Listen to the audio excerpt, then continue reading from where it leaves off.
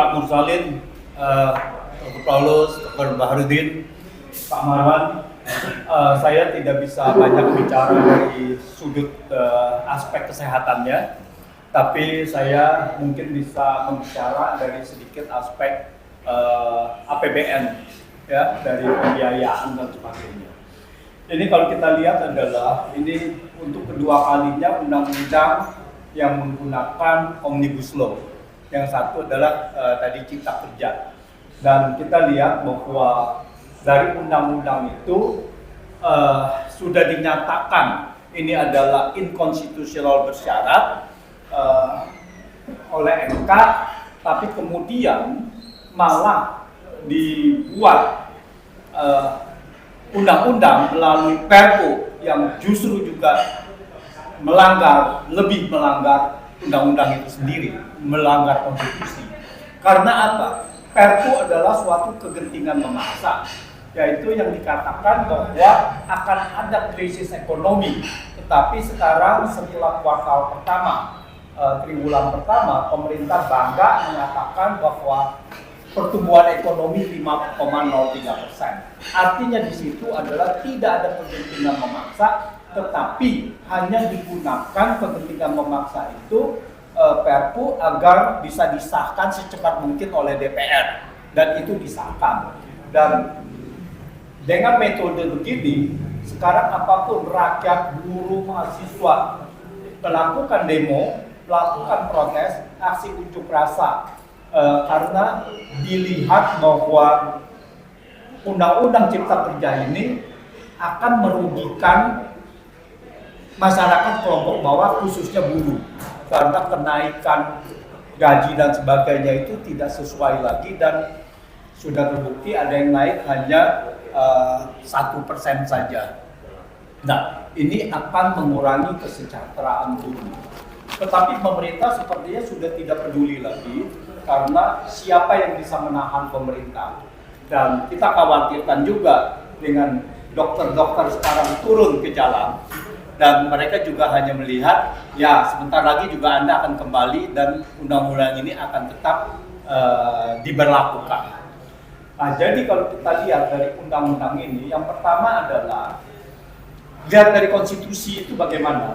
Jadi tadi sudah disebutkan bahwa pertama adalah anggaran kesehatan ini adalah tidak dinyatakan secara eksplisit lagi di dalam undang-undang, yang harusnya seperti undang-undang pendidikan, ya, yang diharapkan 20%, even 10% pun sekarang ini dihilangkan. Jadi bagaimana pembiayaan begini dan apa dampaknya terhadap masyarakat untuk mendapatkan akses layanan kesehatan. Nah, apakah nanti dengan tidak ada pembiayaan yang tidak disebutkan eksplisit di dalam APBN, apakah nanti iuran itu akan dibebankan kepada masyarakat, dan bagaimana nasib masyarakat yang tidak bisa membayar iuran tersebut?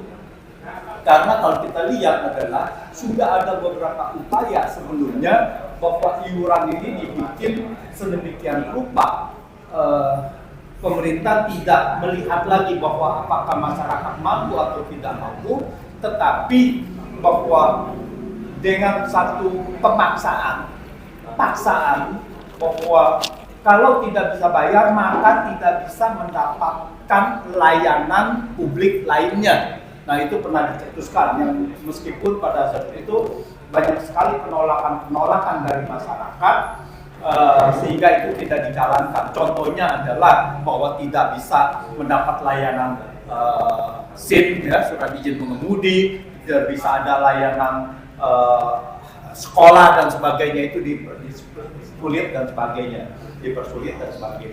Nah, ini adalah satu pelanggaran hak asasi manusia dan hak warga negara, gitu. Bahwa ini adalah dua hal terpisah, tetapi mereka mau mengkaitkan dengan satu paksaan dan doktrin, meskipun pada saat itu bisa melanggar konstitusi. Nah, sekarang dengan tidak adanya dinyatakan eksplisit di dalam undang-undang, dan juga tidak ada dinyatakan eksplisit mengenai besarnya iuran ini, Nah, jadi apakah pemerintah nanti tadi dikatakan oleh Dr. Iqbal ya, bahwa melalui peraturan kementerian ya, misalnya itu berapa mengenai iuran yang harus dibayar oleh pemerintah, oleh masyarakat. Nah, ini hal-hal ini yang yang membuat ketidakmenentuan, ketidakpastian untuk mendapatkan layanan pada masyarakat. Nah, sedangkan kalau kita lihat di dalam konstitusi, yaitu APBN harus digunakan sebesar-besarnya untuk kemakmuran rakyat. Nah, sekarang ini kesehatan dan pendidikan ini adalah dua sektor yang sangat penting dan ini sangat mempengaruhi angka kemiskinan. Jadi kalau di mana rakyat miskin ini tidak bisa akses kepada layanan kesehatan dan tentu saja mereka punya angka kemiskinan ini akan melonjak. Jadi ini akan sangat terkait sekali dan tidak hanya begitu saja. Bagaimana nasib mereka yang tidak bisa akses kepada layanan kesehatan ini. Dan ini bisa juga ditengarai kepada menganut kepada liberalisasi pada sektor kesehatan itu sendiri, yaitu dengan alasan tadi cipta kerja, misalnya undang-undang omnibus law cipta kerja itu untuk mendapatkan investasi. Dan juga di sini undang-undang kesehatan tidak ada perlindungan kepada dokter dalam negeri dan sebagainya. Apakah ini juga untuk liberalisasi? Tadi dikatakan ya tidak ada persyaratan, misalkan bisa bahasa Indonesia dan sebagainya. Lain kalau kita lihat di Thailand memang rumah sakit internasional orang Thai sendiri yang bekerja yang memang mereka fasih bahasa Inggris gitu. Jadi dibalik gitu. Bukannya orang asing di sini dan kita harus bicara asing, tetapi di sana adalah orang Indonesia, orang lokal yang untuk memberikan pelayanan yang lebih baik, mereka harus mungkin diwajibkan karena rumah sakit internasional dia berbahasa Inggris gitu. Nah, ini jangan sampai bahwa ada orang-orang ini yang kita itu tidak bisa mendapatkan akses, dan ini akses hanya untuk liberalisasi sektor kesehatan, pelayanan kesehatan, rumah sakit untuk investasi asing. Setidak-tidaknya kita tahu bahwa orang Indonesia di sini, kalau kita lihat layanan rumah sakit dibandingkan dengan Malaysia, itu adalah Indonesia ini salah satu memang yang cukup mahal untuk ini. Dan ini adalah untuk layanan rumah sakit yang kelas atas. Nah, jangan sampai ini yang kelas atas tapi mengabaikan yang kelas bawah ini. Justru inilah yang harus diinginkan. Nah, saya rasa itu pembiayaan kesehatan ini dikhawatirkan akan semakin mahal, sehingga akses untuk ke sana untuk itu akan semakin sulit. Jadi, dan yang kedua adalah sektor mengenai farmasi ya. Dan kita tahu obat-obatan di Indonesia ini sebetulnya sangat mahal sekali, jauh lebih mahal dari obat-obatan yang ada di Malaysia. Sebetulnya ini yang harus diregulasi gitu. Bagaimana obat-obatan di Indonesia terjangkau oleh masyarakat umum gitu. Dan ini, saya rasa untuk dari aspek itu demikian mungkin. Ya. Prof. Antoni. Ya. Ya, jadi Ya, silakan. Ya, Pak Salim ya. Jadi saya kira sangat jernih Prof mengatakan bahwa pembiayaan itu sesuatu bagian yang tidak terpisahkan. Ya. Dan sebagai bagian yang tidak terpisahkan, dia harus dicantumkan dan itu direncanakan. Ini dari sisi seorang public health. Berapa anak lahir 1 tahun? Dan anak yang lahir 1 tahun itu kan memerlukan imunisasi. Dan imunisasi itu kan bukan hanya sekali. Dan ini kan harus direncanakan. Itu tentu saja itu memerlukan adanya pembiayaan. Ini hal kecil ya Prof ya. Terus yang kedua tentang pembiayaan pembiayaan obat.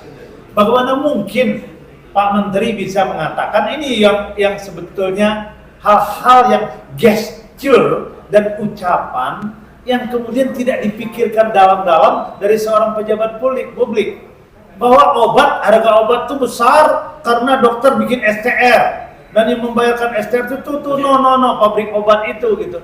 Ini kan hal-hal yang tidak boleh disampaikan oleh pejabat publik. Nah, padahal ada hal yang mendasar tadi seperti Prof katakan tentang bagaimana kita harusnya mendesain tentang pembuatan obat dan distribusi, tapi lebih penting lagi adalah memastikan bahwa semua aspek pembiayaan untuk kesejahteraan kesehatan rakyat itu tidak bisa kemudian diambangkan ya Prof. Ya. Betul Prof. Ya. Nah jadi kalau kita lihat adalah gini, bahwa ini yang mengkhawatirkan jumlah rakyat miskin di Indonesia ini pada tahun 2021 yang menurut Bank Dunia, kita belum ada data 2022, yaitu 167,8 juta orang. Itu mereka yang berpendapatan di bawah 1,1 juta rupiah per orang per bulan. Jadi sangat rendah sekali. Jadi bayangkan kalau mereka itu hanya segitu pendapatannya, lalu dibebanin dengan yang tadi ya, bahwa kalau ada bayi yang untuk imunisasi, vaksinasi dan sebagainya, itu kalau tidak diatur, tidak dianggarkan, maka mereka kemungkinan besar orang-orang ini tidak akan ke puskesmas gitu, tidak akan mendapatkan layanan akses kesehatan itu gitu.